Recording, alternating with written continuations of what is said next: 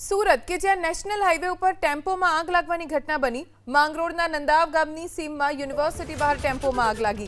આગની ઘટનામાં સદનસીબે કોઈ જાનહાનિ નથી થઈ। ફાયર વિભાગે આગ ઉપર કાબુ મેળવ્યો છે।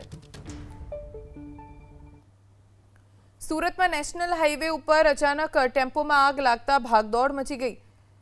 ફાયર વિભાગે તાત્કાલિક સ્થળે પહોંચીને આગ ઉપર કાબુ મેળવ્યો, પણ આગ લાગવાના કારણે હાઈવે ઉપર લાંબો ટ્રાફિક જામ થઈ ગયો, જેના કારણે વાહન ચાલકો ઘણા કલાકો સુધી અટવાઈ ગયા। સદનસીબે આ ઘટનામાં કોઈ જાનહાનિ નથી થઈ। સુરત કે જ્યાં નેશનલ હાઈવે ઉપર ટેમ્પોમાં આગ લાગવાની ઘટના બની। માંગરોળના નંદાવ ગામની સીમમાં યુનિવર્સિટી બહાર ટેમ્પોમાં આગ લાગી। આગની ઘટનામાં સદનસીબે કોઈ જાનહાનિ નથી થઈ। ફાયર વિભાગે આગ ઉપર કાબુ મેળવ્યો છે।